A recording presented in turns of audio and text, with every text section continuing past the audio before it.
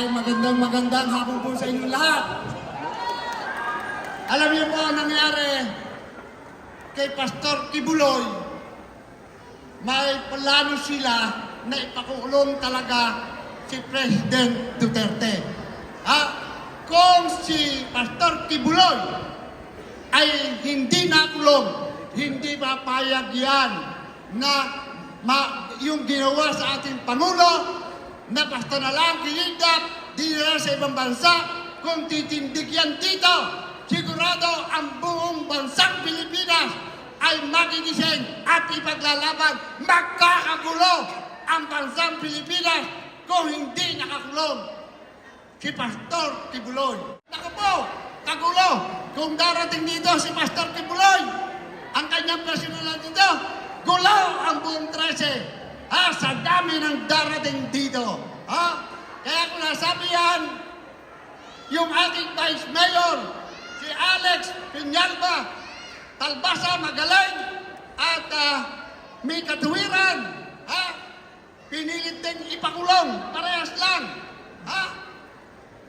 Ganon ang ugali ng kabila. Ako, inihabla rin, gusto rin akong ipakulong. Ay sana, kung ako'y papakulong, nasa labas na si Pastor Kibuloy. Siguradong hindi papayag si Pastor Kibuloy. Kaya huwag natin kalilimutan. Si Mayor Gonzaga, Duterte! Duterte tayo! Duterte! Duterte! Kaya yung ating mga senador, yung senador natin, huwag niyong kalilimutan. Ayan, number 10, number 22, 28, 30, 34, 38, Marcoleta, Kibuloy, 56, Rodriguez, Vic, Salvador, Mata, De La Rosa, Bondo, Go, Hinlo. Huwag nyo kalilimutan yan. Basta straight lang. Pati yung amin dito sa 13. Muna ko, yung Vice Mayor, at itong aking mga konsihal. Alam mo, may kukwento lang ang isa. Sa buong Pilipinas, kung merong iba dito, noong ako'y mayor si Melan Sagon, wala pong drugs dito, walang sugal, nag-iisang bayan, sugal sa buong Pilipinas. May loto, wala dito. Dating sabungan. Ito pa, kita mong maganda niyan. Dating sabungan to. Pinakausapan ko, si Mrs. Amore, yung may kanyan to. Ang sabi ko, gawin mo lang itong school, yung harapan mo, ipapakongkreto ko yan. Kongkreto yan, 4 lanes, nauna yan. Pangako ko sa kanya. Kung hindi naging college to, hindi naging school, marami nagkahiwalay na asawa, maraming hindi nakapagtapos. Alam niyo mo ba, napakaraming nakatapos dito. Maraming naging pulis, maraming naging teacher. Kung hindi sabungan,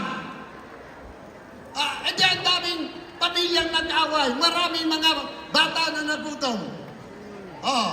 Kaya dito lang, iyon lang, isang sa aking pinagmamalaki. Bago i-issuehan ako ng korap, wala na sugal dito, may loto, lahat, pati loto. Saka makakakita sa bansang Pilipinas. Hanggang dito lamang, basta huwag niyong kalilimutan. Duterte tayo! Mahal natin, pinakamagaling na naging Pangulo ng bansang Pilipinas, si Duterte. Ang ating Pangulong Duterte. Kita niyo, walang drug ng panahon na hindi pa siya ang presidente. Talamak na talamak ang drug. Kaya nasabi ko sa aking sarili, si President Duterte, hulog ng langit para sa mga Pilipino. Kung sino yung magaling, iyon ang pinakukulong nila. Pinalalabas na masama. Diba? Bakit? Minahal sa ibang bansa. Minahal ng Amerika, ng Presidente, ng China, ng Russia, maging sa Europe.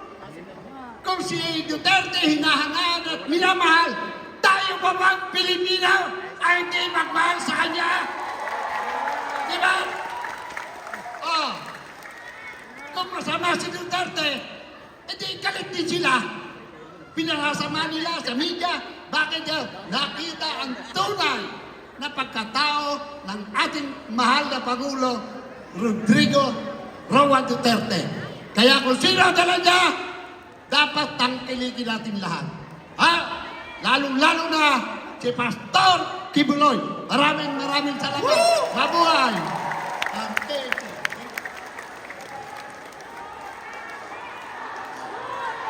Duterte! Duterte! Photo opportunity po muna. Grabe. Mayor Sabon, mga kababayan. Ayun, ang dami mga supporters. Maraming salamat. Palakpakan muli natin ang Team Sagon! Woo! Grabe! Ang galing! Duterte! Duterte! Duterte! Duterte! Yang mga kamay niyong yan nakasalalay ang pagbabago ng Pilipinas sa darating na Mayo 12. Pakibaba na po. Pambansang loyal, si VMR nandito na rin. Ayan, at si Sir At Badong. si Sir Badong. So bibigyan natin sila ng pagkakataon para magbigay ng kanilang suporta, mensahe para sa PDP Laban. Ayan, Sir Dadshan.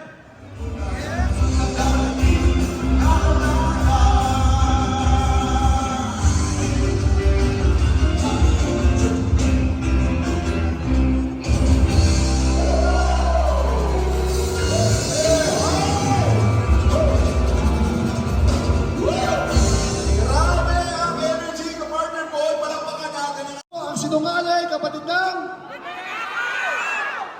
ano sabi ni Bongbong Marcos? Niransak na po ang KOJC sa likuran. Kung mapapanood niyo po yung video, nandiyan po si Jason sumisigaw. Nagbigay si Torre ng 30. Ang sinungaling, kapatid ng... ano sabi ni Bongbong Marcos? Niransak na po ang KOJC sa likuran. Kung mapapanood niyo po yung video, nandiyan po si Jason sumisigaw. Nagbigay si Torre ng...